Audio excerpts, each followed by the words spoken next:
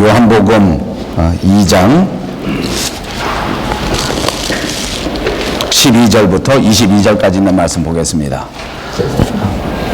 제가 가진 성경책에는 신약성경 144면에 있습니다. 우리 찾으셔서 다 같이 한 음성으로 받들어 봉독합니다. 그 후에 예수께서 그 어머니와 형제들과 제자들과 함께 가버나움으로 내려가셨으나 거기에 여러 날 계시지는 아니하시는지라.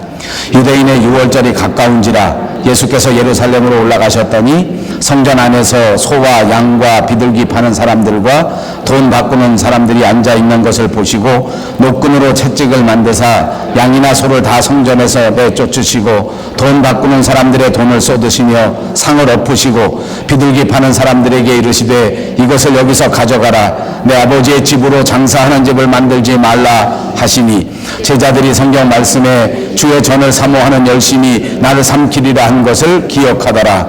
이에 유대인들이 대답하여 예수께 말하기를 내가 이런 일을 행하니 무슨 표적을 우리에게 보이겠느냐. 예수께서 대답하여 이르시되 너희가 이 성전을 홀라 내가 사흘 동안에 일으키리라. 유대인들이 이르되 이 성전은 46년 동안에 지었거늘 내가 3일 동안에 일으키겠느냐 하더라. 그러나 예수는 성전된 자기 육체를 가리켜 말씀하신 것이라.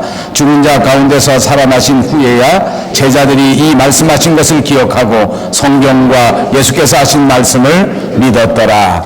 아멘. 오늘은 이제 요한복음 강의 7번째 시간입니다. 오늘 본문은 예수님께서 성전에 올라가셔서 성전을 깨끗하게 하신 그런 이야기입니다.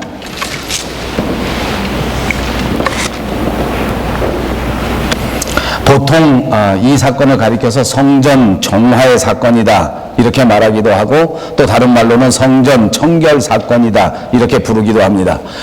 저는 오늘 이 대목을 설교하면서 성전 개혁이라 이렇게 말씀의 제목을 붙였습니다. 이렇게 성전 개혁이라고 붙인 것은 그 뜻 안에 교회 개혁이라고 하는 화두를 염두에 두고 그 제목을 정한 말씀입니다. 여러분, 이 세상을 살아가는 우리 한 사람 한 사람들 그리고 이 세상에 존재하는 그 어떤 기관도 고칠 것이 없는 그런 기관 그런 개인은 없습니다. 모든 교회가 고칠 것이 있고 갱신해야 될 것이 있고 개혁해야 될 것이 있다고 하는 것입니다. 물론 어떤 것을 어떻게 개혁해야 하느냐 하는 것은 서로 다를 수가 있습니다. 또 우리 한국 사람들이 모여져 있는 한국 교회와 캐네디인들이 모여 있는 캐나다 교회는 서로 다른 고칠 점을 가지고 있을 것입니다. 그러니까 우리는 서로 민족적으로 또는 문화적으로 서로 다른 문제점을 안고 있을 수 있다는 것입니다. 이런 문제점에 대하여 날마다 성찰하고 그리고 끊임없이 개혁해서 갱신되어져야 할 줄로 믿습니다. 오늘 우리가 같이 읽은 이 본문 내용, 성전을 개혁하신 그 내용에 대한 이야기는 마태복음 그리고 마가복음, 누가복음, 요한복음 이 사복음서 모두에 나오는 이야기입니다. 그런데 이 세 개의 복음서와 그리고 오늘 요한복음 본문에 있는 기록은 조금 차이가 있습니다. 요한복음서에 나와 있는, 그러니까 요한복음서가 아닌 다른 복음서 3권, 그러니까 그 마태복음, 마가복음, 누가복음이라고 하는 복음서는 그 기록 자체가 거의 비슷하고 그리고 그 기록을 하는 관점이 아주 공통된 것이 많다. 그래서 신학적으로 이 3개의 복음서를 가리켜 공관 복음서 이렇게 부릅니다. 영어에서는 시납틱 가스펠이라고 부르는데 이것이 그 기록하는 관점이 비슷한 성경이다. 서로 공통된 내용을 많이 가지고 있다 하는 뜻에서 공관 복음이다 그 말입니다.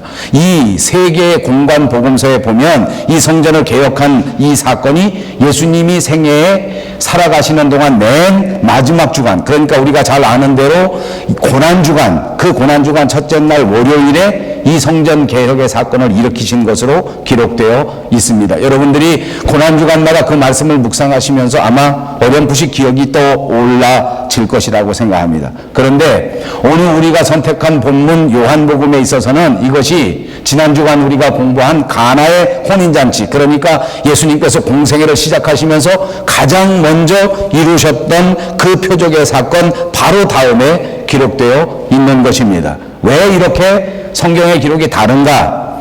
여기에 대해서도 신학자들의 설명이 여러 가지가 있습니다. 우선 생각할 수 있는 것은 아까 말씀드린 것처럼 공간복음서 3개의 복음서에 기록된 기록과 요한복음서에 기록된 기록이 서로 다르니까 신학자들이 대답하기를 이 둘 중에 하나가 잘못됐다. 이것이 신학입니다.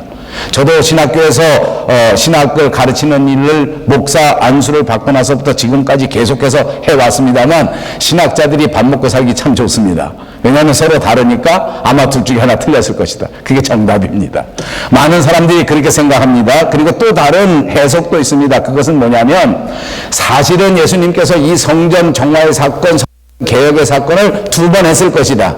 그러니까 공간복음서에 나와 있는 것처럼 맨 마지막 주간에서도 그런 일을 하셨을 것 같고 오늘 요한복음에 나와 있는 것처럼 아마 생애를 시작하실 때에 제일 먼저 성전에 올라가셔서 성전을 갱신하고 성전을 개혁하고 성전을 깨끗하게 하는 일을 하셨을 것이다. 이렇게 보는 견해도 있습니다. 또 다른 견해가 하나 있는데 이런 견해입니다. 말 그대로 공간복음서는 서로 공통된 시각을 가지고 예수님께서 살아오신 생애를 기록한 것인데 그 공간복음서를 기록한 마태복음, 마가복음, 누가복음의 저자들은 가능한 역사적으로 기록했다는 것입니다. 그러니까 예수님이 태어나신 것서부터 자라나시는 유아의 사건, 또 청년의 사건, 그리고 예수님께서 공생애를 시작한 사건, 특별히 공생애 가운데에서도 예수님이 시간적으로 역사적으로 그 수행하신 그리고 그 일으키신 기적의 역사를 될 수 있는 대로 순서대로 기록했다는 것입니다. 그런데 사복음서 가운데 특별히 공간복음서를 3개만 공간복음서라 하고 요한복음은 거기에 포함되지 않는다 이렇게 말하는 것은 요한복음의 기록의 방향, 요한복음의 기록의 목적 이런 것들이 공간복음서는 조금 다른 것이다. 이렇게 우리가 추측해 볼 수 있지 않겠습니까? 그러니까 요한복음의 기록은 역사에 의존한 것이 아니다. 시간의 순서에 의존한 것이 아니다. 보다 영적인 의미를 가지고 영적인 관점에서 기록했다. 이렇게 보는 것이 신학자들의 시각입니다. 그러니까 요한복음을 기록하는 요한에게 있어서는 순서가 중요한 것이 아니고 시간이 중요한 것이 아니고 그 역사의 영적 의미가 굉장히 중요한 것이다. 그렇기 때문에 생애 가운데 훨씬 뒤에 일어난 사건이라 할지라도 요한복음을 기록할 때는 제일 먼저 앞장에 갔다가 쓴 것이다. 그만큼 우리 신앙적으로 이것이 중요한 것이다. 그만큼 우리가 신학적으로 이 내용을 잘 새겨 들어야 한다라는 것을 강조하기 위하여 앞에다 썼다. 이렇게 해석하는 것입니다. 그런데 이 마지막 제가 길게 설명한 이 3번째 해석에 대하여 찬성하는 목회자 그리고 찬성하는 학자들이 가장 많은 것 같습니다. 자, 오늘 본문의 내용입니다. 예수님께서 성전에 올라가 보셨습니다. 요즘 말로 하면 한마디로 성전이 난장판 그 자체였습니다. 사람들이 북적거리는데 그것이 성전의 본연의 임무에 충실한 것이 아니고 예배드리는 정숙한 자세가 아니라 온갖 장사치들이 거기 모여서 우글거리게 되고 돈 바꾸는 사람들 그리고 재물을 팔아먹는 사람들이 그야말로 넘쳐나고 있어서 개판 5분 전이다 이렇게 설명할 수밖에 없다고 말입니다. 이 사람들은 예배를 이용해서 자기들의 목적을 달성하고 있습니다. 이 사람들은 성전에 드려지는 제사를 이용해서 자기의 영업을 감당하고 있었습니다. 큰 돈을 벌고자 많은 사람들이 눈을 크게 뜨고 그곳에서 장사를 하고 있었습니다. 예수님은 이 상황을 바라보시면서 도저히 견딜 수가 없으셨던 것 같습니다. 그래서 예수님께서는 노끈으로 채찍을 만드십니다. 그리고 성전 안에 있는 파는 그 모든 짐승들 소나 양이나 비둘기 같은 것들을 다 내쳐버리시고 거기에서 물건을 파는 사람들을 내쫓으시고 돈 바꾸는 자들의 좌판을 그대로 엎어 버리셨습니다. 그리고 모든 동물도 내쫓았을 뿐만 아니라 거기서 장사하는 사람들을 다 성전에서 내쫓아 버리셨습니다. 내 아버지의 집으로 장사하는 집을 만들지 말라. 여기는 너희가 이렇게 영업하는 것이 아니다. 여기는 너희가 이렇게 시끄럽게 만들 수 있는 곳이 아니다. 라고 큰 소리로 호통을 치셨다는 기록입니다. 여러분, 이때 당시에 유대인들의 삶의 중심이 무엇인지 압니까? 이때 살아가는 유대인들의 삶에 가장 중요한 삶의 근간이 있었다고 하면 그것이 바로 성전이었습니다. 이스라엘 민족들은 살아가면서 역사적으로 너무나 많은 교훈을 받았습니다. 체험하지 않았습니까? 성전을 바르게 유지하고 성전에서 하나님 앞에 제사가 올바르게 드려졌을 그때에 이스라엘 백성들은 가정이 평안하고 이스라엘 민족 전체가 안전하게 되고 축복을 받아 누리면서 살았습니다. 그런데 성전에 문제가 발생하기 시작합니다. 성전의 제사가 무언가 피폐해지기 시작하고 성전에서 무언가 어려운 상황이 생겨지게 되면 여지없이 이스라엘 민족의 가정에서도 문제가 생겨지게 되고, 그리고 이스라엘 민족 전체가 정말 어렵게 되어지는 것들을 수없이 많이 체험하고 수없이 많이 경험했더랬습니다. 그래서 이스라엘 사람들은 생각합니다. 성전을 올바르게 보존하는 것, 성전을 깨끗하게 보존하는 것, 그것이 내 인생에서 가장 중요한 것이다. 우리 민족에게 있어서는 하나님 앞에 드려지는 제사가 가장 소중한 것이더라 라는 것을 역사적으로 체휼하고 있었다는 것입니다. 그래서 그들은 언제나 성전에 관심을 가졌습니다. 그래서 그들은 성전에서 무슨 일이 일어나는가 하는 것을 늘 생각하면서 살았습니다. 그래서 그들에게는 절기가 이루어지면 모든 다른 일들을 다 폐하고 성전에 올라가 온 가족이 하나님 앞에 제사 드리는 이 일을 충분히 감당하고 있었습니다. 그러면서 언제나 성전에서 축복받기를 원하고 언제나 성전이 바르게 하나님 앞에 인정받아서 민족 전체가 평화를 누리고 민족 전체가 안전하게 살아가기를 기도하면서 살았던 민족입니다. 사랑하는 여러분, 우리들은 어떻습니까? 오늘날 우리 신앙인들에게 있어서 중요한 것이 얼마나 많겠습니까? 우리가 생각하는 우리 가정 안에서 가장 소중한 것, 우리 교회 안에 가장 중요한 것, 우리 민족이 가장 소중하게 생각해야 할 것, 그것들이 얼마나 많겠느냐는 말입니다. 시각에 따라서 다를 수 있겠습니다. 그러나 저는 오늘 목사로서 여러분들에게 말씀드립니다. 우리 신앙인들에게 있어서 가장 중요한 것은 우리의 믿음입니다. 그러므로 우리 신앙인들이 가장 관심을 가져야 할 것이 뭔지 압니까? 그것은 우리의 교회인 줄로 믿습니다. 교회가 정상적이고 교회가 은혜롭고 교회에서 날마다 성령 충만하여 하나님 앞에 살아있는 예배를 드리고 날마다 교회를 통하여 말씀의 은혜를 받고 날마다 교회를 통하여 충만한 은혜를 체험한다고 하면, 그러면 우리의 가정도 평안해지고 우리 가족들이 다 행복해하고 나 자신도 언제나 기쁨 가운데 생동하는 삶을 살아가게 될 수 있을 줄로 믿습니다. 그러나 안타깝게도 교회에서 드려지는 예배가 은혜롭지 못하고 날마다 교회 일 때문에 가슴 아파하고 교회가 부패하고 교회가 타락했다고 하면 여지없이 우리 가족도 불안해질 수밖에 없을 것입니다. 여러분이 예루살렘 성전은 그때 당시에 헤롯이라고 하는 왕이 유대인들에게 환심을 사기 위해서 정치적인 목적을 가지고 지어준 교회입니다. 무려 46년 동안이나 걸려서 지어진 성전이라는 것이 오늘 본문의 기록 아닙니까? 그렇게 정말 잘 지었습니다. 그렇게 정말 멋있게 지었습니다. 그래서 이 성전을 바깥에서 볼 때에는 진짜 화려한 명품 성당이었습니다.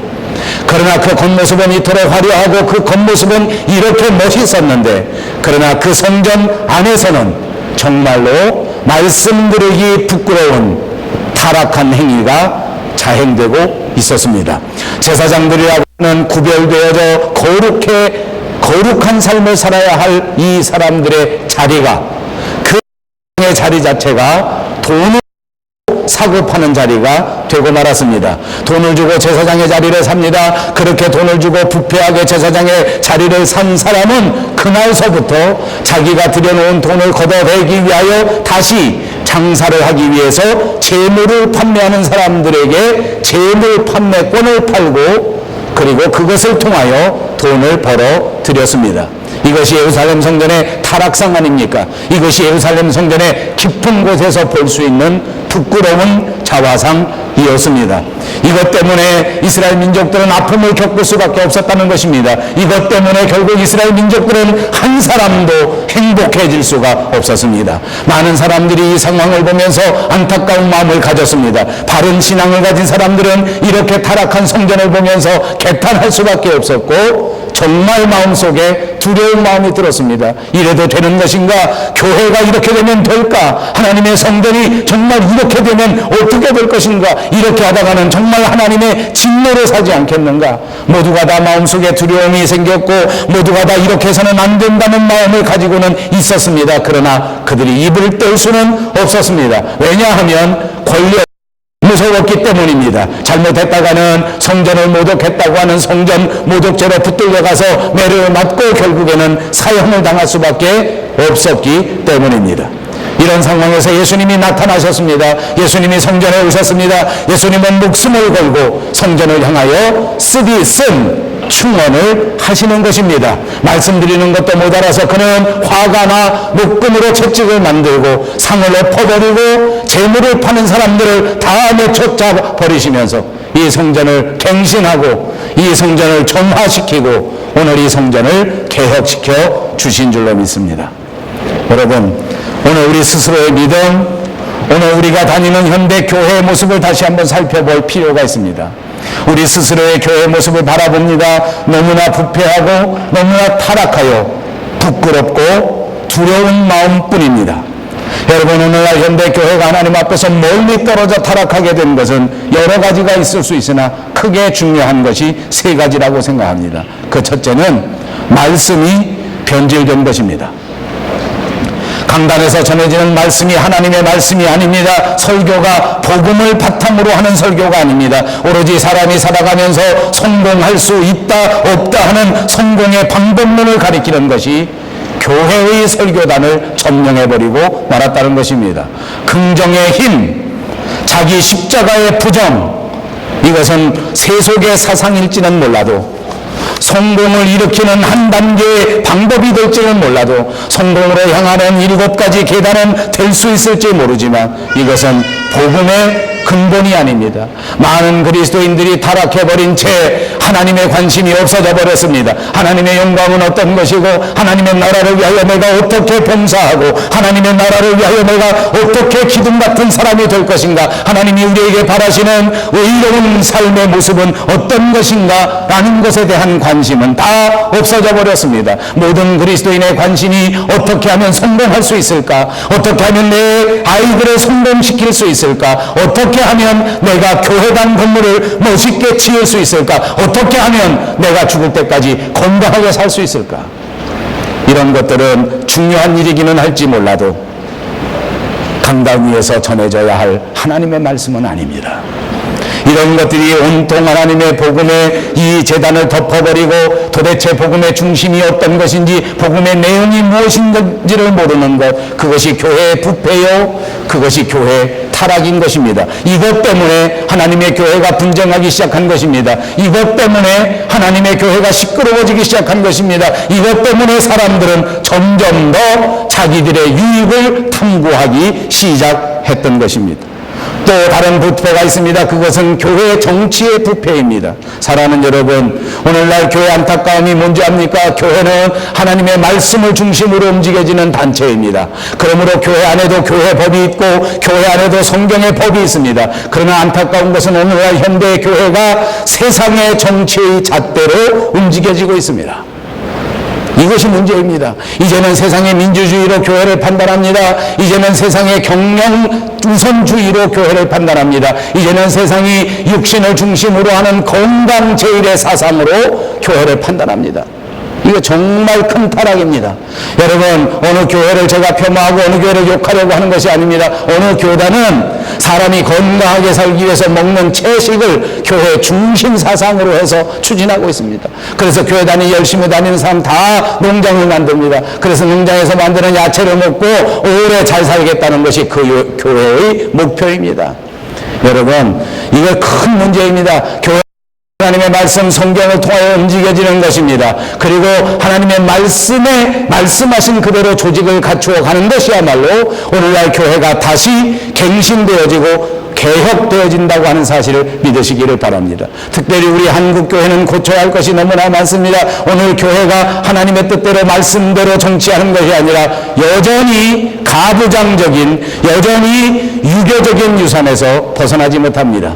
그래서 목사가 되면 높은 자리를 차지했다고 생각하고 장로가 되면 다 당연히 권력을 행사해야 된다고 생각하는 것이 우리 교회 모습 아닙니까? 그래서 장로님들끼리 모여 서로 싸우고 목사님들끼리 모여 서로 싸우는 것이 얼마나 많아졌는지 더 이상 뉴스도 되지 못하는 현실입니다. 이게 문제입니다. 세 번째 있습니다. 그것은 우리 교회 지도자들의 타락입니다. 오늘날 교회를 맡아 움직이는 교회 지도자들이 정말 세상의 정치인들이나 세상에서 믿지 않는 불신자보다 훨씬 낫다고 말할 수 있는 사람이 거의 찾아보기 어렵습니다. 오늘날 그러므로 우리의 교회의 모습을 스스로 자화상으로 들여다보니 옛날 예루살렘 성전의 그 모습과 크게 다르지가 않습니다. 왜 예수를 믿으면서, 왜 하나님의 사람이면서, 왜 교회에 다니면서 사람들이 죄를 짓는 걸까요? 왜 집사가 되고 권사가 되고 전도사가 되고 목사가 되었는데도 왜 사람이 죄를 짓는 걸까요? 여러분, 제가 생각할 때에는 이런 이유입니다. 사람이 죄 짓는 이유는 정말 여러 가지입니다. 그 중에 가장 순진한 게 뭔지 압니까? 몰라서 죄를 짓는 겁니다. 요즘 저희 집에 어린아이들 손님들이 있습니다. 어린아이 손님들은 몰라서 죄를 지을 수 있습니다. 죄라고 표현하니까 좀 너무 엄청난 건데, 모르니까 조금 잘못할 수 있어요. 예의를 잘 모르면 예의를 범할 수 있습니다. 아이들이니까 잘 몰라서 큰 소리를 칠 수도 있습니다. 밤중에 조용해야 되는 것은 예의인데 아이들이 뭘 알겠습니까? 밤이고 낮이고 자기가 원하는 소리를 지를 수 있고 갓난아기는 울음을 터뜨릴 수 있습니다. 그러니까 몰라서 짓는 죄는 생각해보니까 애교라고 생각합니다.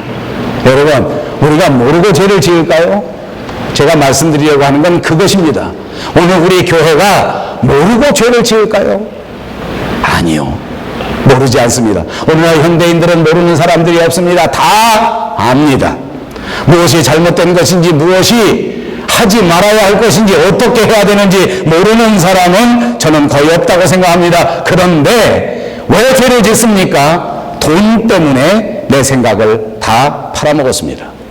좋게 말해서 제가 생각을 팔았다 했습니다. 심하게 말씀드릴까요? 우리의 양심을 다 팔아버렸습니다. 육신의 정욕 때문에 내 양심을 팔아버렸습니다. 그러니까 떳떳하게 죄를 짓는 것입니다. 양심은 우리에게 말합니다. 이렇게 하면 안 된다. 양심은 우리에게 말합니다.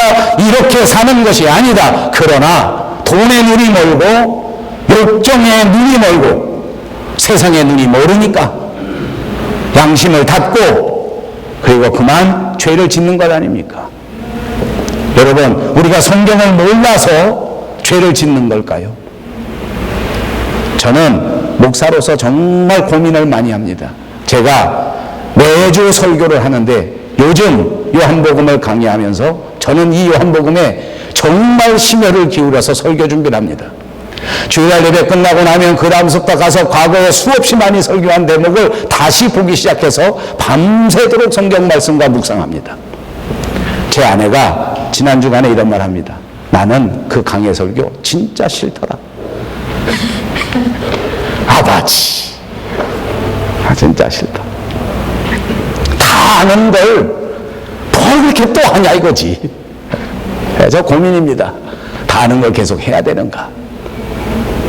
여러분, 여러분이 모르는 것을 가르쳐 드리는 것도 제 사명입니다. 어떻게 하든지 제가 설교를 통해서 여러분이 잘 알지 못하시는 신학적인 문제, 여러분이 잘 알지 못하는 역사적인 문제, 여러분이 잘 깨닫지 못했을 법한 신학적인 문제를 어떻게 가르쳐 드릴까 날마다 고민하고 있다는 말입니다. 그러나 사실은 여러분들이 대부분 제가 설교하는 내용을 잘 아실 것입니다. 문제는 뭔지 압니까? 자기한테 유리할 때는 성경 말씀을 펼쳐들고 그리고 성경으로 상대방을 공격합니다.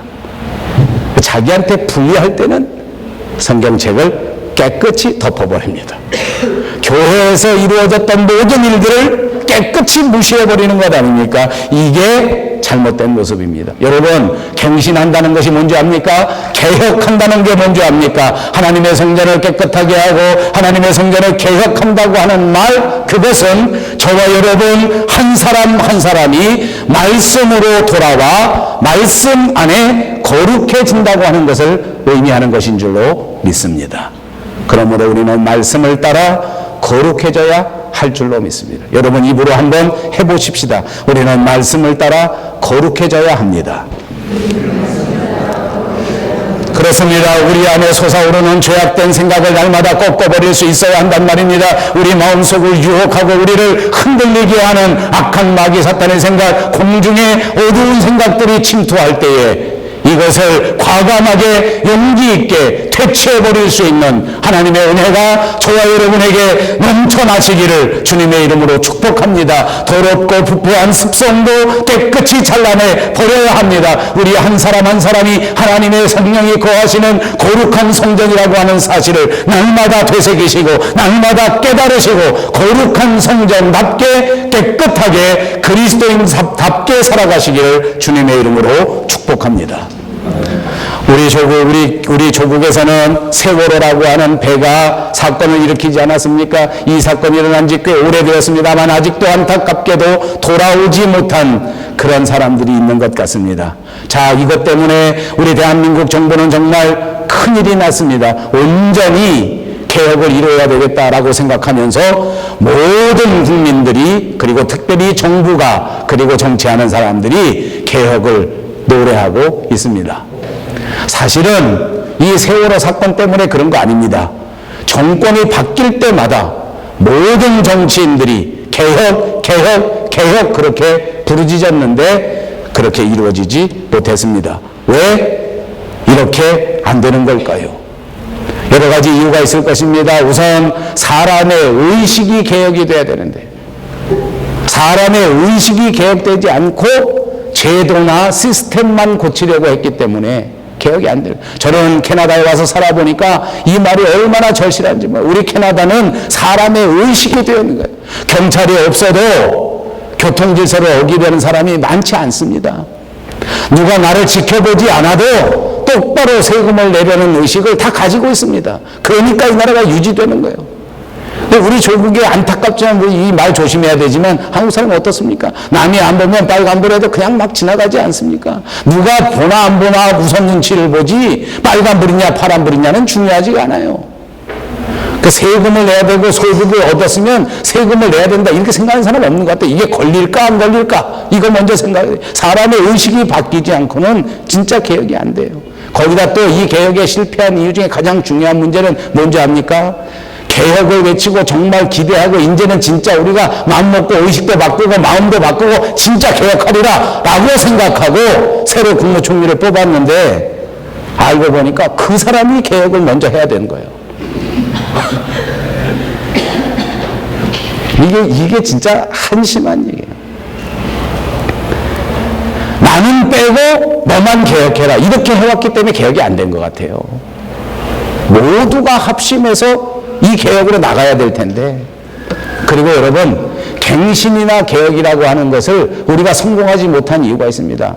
사실은 개혁, 갱신이 역사적으로 수없이 많이 있었습니다. 우리 교회 안에도 우리의 자랑스러운 유산이 뭔지 압니까? 1517년 마틴 루터의 종교개혁입니다. 역사상 있을 수 없는 가장 위대한 사건이라고 저는 믿습니다. 그런데 오늘날 교회가 왜 또 이 모습이 됩니까?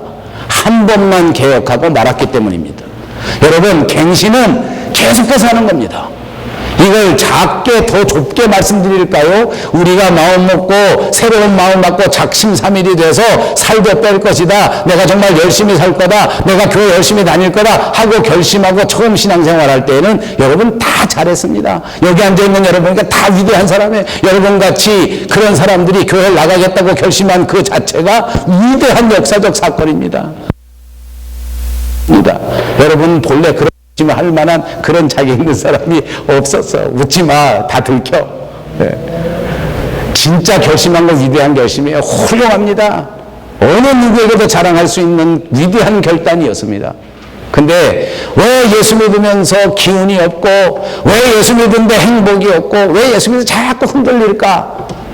계속해서 개혁하지 않았기 때문이에요. 여러분, 개혁은 계속해서 하는 거야. 우리 믿음 개혁도 마찬가지입니다. 여러분, 우리 믿음이 정말 하나님 앞에 개혁되려고 하면 이 무슨 교회의 제도도 중요하고 교회의 시스템도 중요하고 교회의 무슨 방식들도 중요하지만 아니요. 내 마음이 변화해야 돼. 내 마음의 개혁이 일어나야 믿음의 개혁이 일어나는 것을 믿으시기를 바랍니다. 그리고 교회 안에서 너만 먼저 개혁하고 너부터 개혁하라고 말하는 것이 아닙니다. 내가 먼저 하나님 앞에 개혁되어질 때에 하나님의 위대한 개혁의 역사가 일어나는 것을 믿으시기 바랍니다. 그리고 그렇습니다. 꼭 기억하십시오. 오늘만 개혁하고 그만두는 것이 아닙니다. 주님 만나는 그날까지 계속하여 말씀으로 우리 자신을 치고 복종시켜 하나님 앞에 갱신시키고 주님 만나는 그날까지 두렵고 떨리는 마음으로 우리의 믿음을 온전히 이루어갈 수 있는 저와 여러분들 꼭 되시기를 바랍니다. 종교개혁자 마틴 루터는 더 이상 천주교의 부패를 그냥 앉아서 두고 볼 수가 없었습니다. 참을 수가 없었습니다. 정말 참을 수 없었던 대표적인 사례가 있었습니다. 그것은 교회가 면죄부를 팔아먹는 면죄부 판매였습니다. 면죄부를 사면 연옥에서 고통을 받는 그 영혼들이 그 연옥에서 땡 소리와 함께 더불어 으로 올라간다, 이렇게 가르친 것 아닙니까? 성경의 근거가 어디 있겠습니까? 성경에 나오지도 않는 연옥을 말하면서 면죄부를 사면 연옥을 벗어나 천국으로 갈 수 있다고 거짓으로 가르친 것 아닙니까? 많은 사람들이 여기 속았습니다. 미혹되었습니다. 그래서 있는 돈들을 다 통통 털어서 면죄부를 사지 않았습니까? 마틴 루터는 1517년 자기가 다니던 교회 그리고 자기가 가르치던 학교 그 학생들 앞에 95개 신앙의 조항들을 질문으로 내걸고 그리고 개혁의 기치를 들었습니다. 그때 마틴 루터가 개혁했던 그 원리, 우리가 너무나 잘 아는 세 가지 원리 아닙니까? 첫 번째, 여러분, 저 이태리 로마에 가시면 그 로마에는 계단 성당이라고 불리우는 성당이 있습니다. 계단 성당입니다. 계단이 멋지게 그 성당 중앙에 계단이 만들어져 있는데, 이게 사실인지 아닌지는 모르겠습니다만 거기 있는 계단이 옛날 예수님이 갈보리 언덕에 올라가실 때, 십자가 지고 올라가실 때 딛고 갔던 그 계단을 그대로 갖다가 거기다 계단 만들었다는 것입니다. 그래서 그 성당 주변에는 이 계단을 무릎으로 올라가면 구원받을 수 있다라는 전설이 그 성당에 있었습니다. 여러분 아십니까? 마틴 루터가 그래서 구원받기 위하여 무릎으로 수없이 오르내렸다. 완전 터질 때까지 거길 오르락 내리락 했다는 것입니다. 그리고 나중에 이 마틴 루터가 간증하기를 거기서 그렇게 피를 흘리면서 그 계단을 무릎으로 오르내리다가 갑자기 깨달음이 있었지 않았습니까? 그 깨달음이 뭔지 압니까? 의인은 믿음으로만. 그렇습니다. 우리의 죄사함, 우리의 구원은 계단을 오르락내리락 해서 되는 것이 아니라 오직 믿음으로 구원받는다는 사실을 믿으시기를 바랍니다. 그래서 마틴 루터가 부르짖은 것입니다. 오직 믿음, 피데. 두 번째, 이 종교개혁의 중심은 오직 성경입니다. 마틴 루터도 생각했습니다. 왜 신부님들이 이렇게 얼토당토하는 면죄부 판매를 할까? 어떻게 이 사람들이 이런 생각을 했을까? 왜 종교 지도자인데도 불구하고 죄질 생각을 했을까?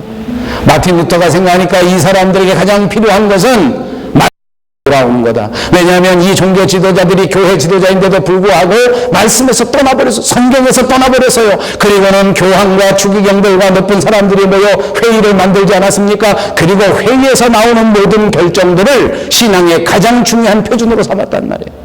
그러니까 마틴 루터가 분개하지 않았습니까? Back to the Bible. 안 되겠다. 성경으로 돌아가야 된다. 너희들 회의가 중요한 것이 아니고 너희들의 결정이 중요한 것이 아니다. 거룩하신 하나님의 말씀으로 돌아가지 아니하고는 우리가 다시 행복해질 수가 없다. Sola Scripture. 오직 성경. 마지막 세 번째입니다. 그것은 오직 은혜입니다.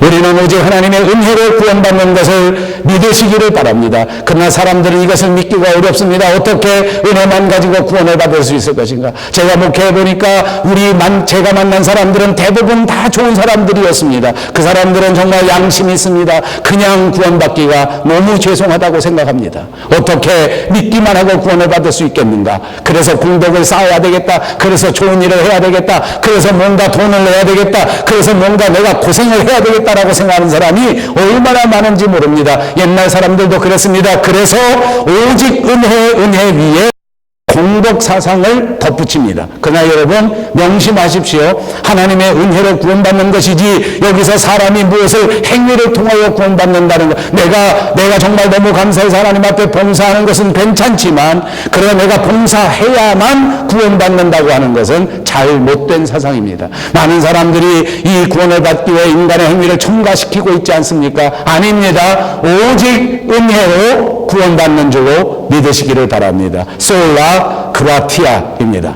이 세 가지가 개혁의 기본 원리요, 이 세 가지야말로 개혁의 중요한 방향입니다. 오늘 본문을 보십시오. 예수님께서 성전에 올라가셨습니다. 성전을 깨끗하게 하시는 사건의 말씀입니다. 그때 당시에 유대인들은 사방에 흩어져서 살지 않았습니까? 그럼에도 불구하고 절기가 되면 아무리 멀리 떨어져 있는 사람들도 다 같이 예루살렘 성전으로 다시 돌아와서 제사를 드려야만 했습니다. 여러분 생각해 보십시오. 요즘처럼 교통이 그렇게 발달하던 시대가 아닙니다. 그러니까 정말 멀리 떨어진 사람들은 이 절기에 맞춰서 성전에 가서 제사를 드리기 위하여 일주일씩 걸어오고 열흘씩 걸어오고 심할 때는 한 달씩 걸어오는 사람이 있을 수 있지 않았겠습니까? 그러니까 사람들이 걸어옵니다. 그런데 사람들이 정말 그 일주일씩 열흘씩 한 달씩 이렇게 걸어오는 것이 정말 힘든 일 아니었습니까?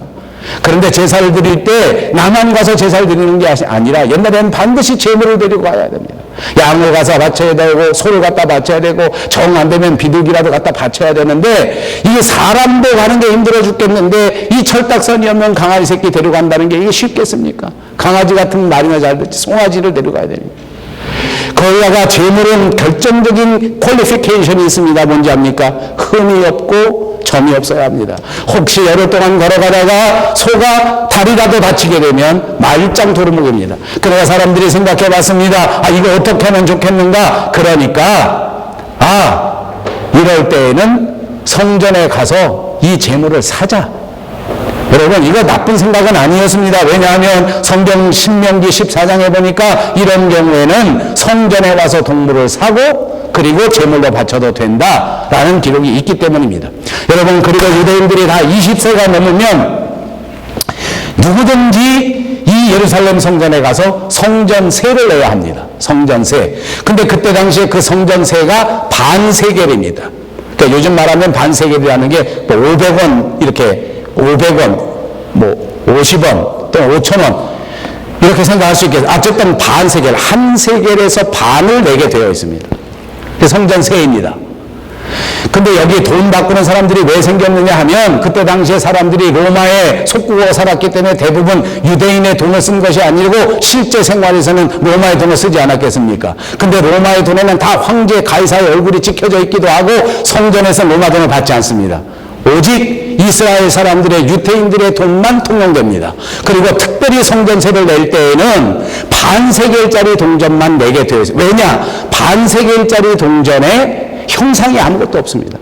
제가 한국에서 이것을 설교할 때에는 한국의 50원짜리 동전을 가지고 제가 예를 많이 들었습니다. 100원짜리에는 그림이 멋있게 있습니다. 기억나십니까? 100원짜리 동전에 누가 들어있어요? 그렇게 잘 알아. 성경 이렇게 잘 알아봐라. 네. 500원짜리 뭐 있나요? 저 기억이 안 나요. 500원짜리 뭐 있나요? 네. 아무것도 없고 숫자만 딱 있는 동전 50원입니다. 50원은 숫자만 50 딱 있어. 혜은이는 못 믿겠나 봐. 머리에 떠올려봐. 한참 떠올려. 집에 가서 확인해 보세요. 50원 딱 50만 있어. 그때 한 세겔짜리에는 형상이 있었는데 반세겔짜리 이스라엘 돈에는 형상이 없었습니다. 그래서 교회에서 그것을 성전세로 받았어. 20살 넘으면 누구든지 한 사람 앞에 반세겔씩 내야 됩니다. 자, 절기 때가 되니까 어떤 일이 벌어지는 줄 압니까? 사람들이 준비를 하지 않습니다. 그리고 재물도 교회 와서 삽니다. 그리고 성전세도 교회 와서 사니까 편리해서 좋지 않습니까? 아무 생각 없이 뛰어옵니다. 그리고 반세겔짜리 동전을 교회 앞에 와서 사기 시작했습니다. 지갑을 꺼냅니다. 반세겔을 사기 위해서 얼마를 내야 하겠습니까? 반세겔을 위해서는 반세겔을 내는 것이 법입니다. 그러나 성전 앞에서는 반세겔에 살 수가 없습니다. 이때가 제때야. 이때가 성수기야, 성수기. 값이 어떻게 됐겠어요? 4배, 5배 올라갑니다. 왜? 구할 수가 없습니다. 교회에서는 받질 않으니까.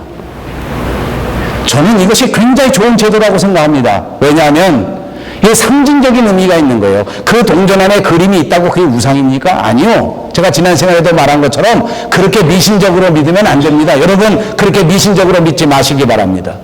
그러나 미신적으로 믿으라는 것이 아니에요. 하나님의 신앙생활을 하는데 깨끗한 동전을 구별해서 낸다. 이거 미신적인 신앙이 아니에요. 이거 정말 좋은 신앙입니다. 믿습니까? 내 정성을 다해야 되겠다. 내 마음을 다해야 되겠다. 이거 정말 좋은 신앙이에요. 나는 너무너무 훌륭한 신앙이라고 생각합니다. 그래서 저는 오늘 우리의 믿음이 깨끗하게 보존되어야 된다고 믿는 사람입니다. 될 수 있으면 이단들이 쓰는 언사도 쓰지 않는 것이 좋습니다. 될 수 있으면 다른 문화가 교회 안에 들어오지 않는 것이 훨씬 더 좋습니다. 문제는 이 좋은 제도를 가지고 장사꾼들과 사제들이 결탁을 했다는 겁니다. 여러분, 환전상을 열기 위해서는 백이 없으면 열 수가 없게 돼서요, 이제. 그게 왜 뭔지 압니까? 본래 장사꾼들은 교회 앞에서 하는 거예요. 길거리에서 하는 거예요. 교회가 통제할 일이 없습니다. 근데 가만히 이 사제들이 생각해 보니까 저 바깥에서 하면 그 세금을 누가 받아갑니까? 시청에서 받아갑니다. 근데 저 장사꾼들을 요 안에다 들여놓으면 어떻게 되겠습니까? 내가 받습니다. 오해 없이 들으십시오. 이글리지 교회는 겨울철만 되면 요 앞에서 추리를 팝니다. 그 사람들이 돈 누구한테 낼까? 이 교회가 낼 것 같아. 그죠? 그렇게 눈을 뜬 거야. 내가 그 교회 욕하는 게 아니야. 그 사람들이 머리를 그렇게 쓰는 거야. 이 환전상을 안으로 들여놓자 사람들은 더 편리해서 좋고 사제들은 환전상 허가를 내주면서 프리미엄을 받기 시작한 거야. 이게 타락이에요. 자, 아무튼 성전 안에 시장이 형성돼. 오늘 본문 14절에 보니까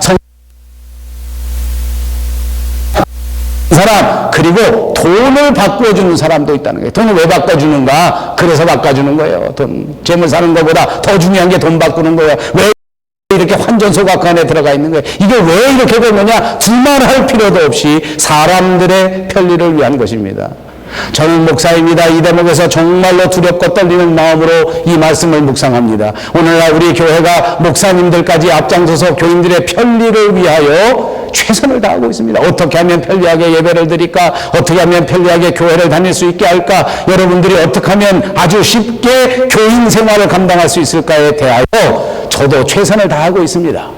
그러나 여러분, 사람이 편리만 추구하다 보면 이게 큰 문제가 생기는 거예요. 하나님의 신앙생활은 편리가 우선이 아닙니다. 편리하다고 제일 좋은 것이 아니에요. 사람들은 다리가 아팠기 때문에 편리한 것이 좋았습니다. 피곤하기 때문에 또 물건을 바꾸러, 또 돈을 사러, 또 돈을 바꾸러, 또 다른 재물을 사러 어디 멀리 가면 더 불편했습니다. 그러니까 한 곳에서 아주 그냥 깨끗이 다 해결하자, 이렇게 생각한 것 아닙니까? 그래서 성전 안에서 장사합니다. 그리고 제사장들과 결탁합니다. 그리고 아예 장사꾼이 돼버린 거예요. 서로 뇌물이 오고 가고 서로 월세가 오고 갑니다.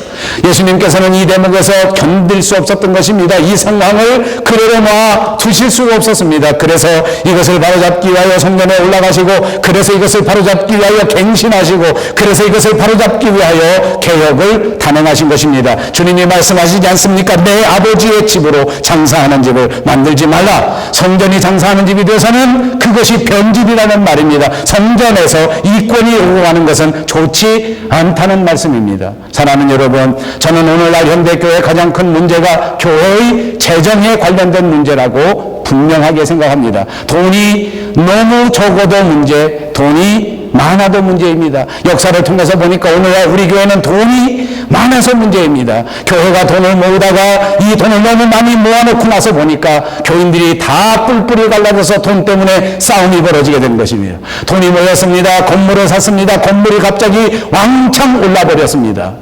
땅을 샀습니다. 땅이 갑자기 올라버렸습니다. 여러분, 우리가 이렇게 많이 땅을 사고 이렇게 많은 돈을 모아놓을 동안 안타깝게도 우리 복음의 능력은 다 잃어버리게 된 것입니다. 사랑하는 여러분, 오늘 우리 장로님이 기도하시면서 교회다운 교회, 교인다운 교회가 되게 해달라고 기도하셨습니다. 그렇습니다. 우리 그리스도인들은 돈을 따라가는 사람이 아닙니다. 우리 그리스도인들은 세속적인 성공을 따라가는 사람이 아닙니다. 우리는 마음속에 우리 주 예수 그리스도를 담고 우리 주 예수님이 지신 그 십자가 내가 따라지고 주님이 걸어가신 그 길로 걸어가다가 우리를 기다리시는 그분 예수 그리스도의 품에 안기는 것이 우리의 목적이 되어야 하는 사람인 줄로 믿습니다. 날마다 우리의 마음을 깨끗이 하십시오. 날마다 우리의 마음을 갱신하십시오. 우리 한 사람이 개혁되고 우리 한 사람이 깨끗해지지 아니하고는 우리 한국교회가 결단코 개혁될 수 없고 결단코 깨끗이 될 수가 없습니다. 그리고 사랑하는 여러분, 하루만 하는 것이 아니기 때문에 가장 어렵습니다. 세상에서 제일 힘든 것은 매일 하는 것이란 말입니다. 그러므로 여러분, 매일 갱신하기 위하여 우리는 공중의 권세 잡은 자들과 싸워야 합니다. 마귀와 싸워야 합니다. 자기 자신과 싸워야 합니다. 여러분, 싸움의 특징이 뭔지 압니까? 싸움은 힘든 것입니다. 힘들지 않은 싸움은 없습니다. 그러나 힘이 들더라도 싸워야 승리하게 되는 것입니다. 싸워야 우리가 성도다운 성도가 될 수 있습니다. 싸워서 이겨 교회다운 교회가 될 수 있는 줄로 믿습니다. 하나님은 저와 여러분이 우리 자신과 싸우고 어두운 세력과 싸우고 더러운 세력과 싸워 반드시 살아남아 승리하기를 원하시는 분인 줄로 믿습니다. 기도합니다. 자비하신 우리 하나님, 오늘 성전을 깨끗게 하신 예수님의 사건을 바라보면서 우리 마음을 깨끗이 하고 우리 가정을 갱신하고 우리 교회를 개혁하여 하나님 마음에 합한 자들이 되기를 소원합니다. 주여, 우리를 도와 주시옵소서. 날마다 말씀 안에서 거룩해질 수 있는 저희들이 되게 하여 주시옵소서. 예수님의 이름으로 간절히 기도하옵나이다. 아멘.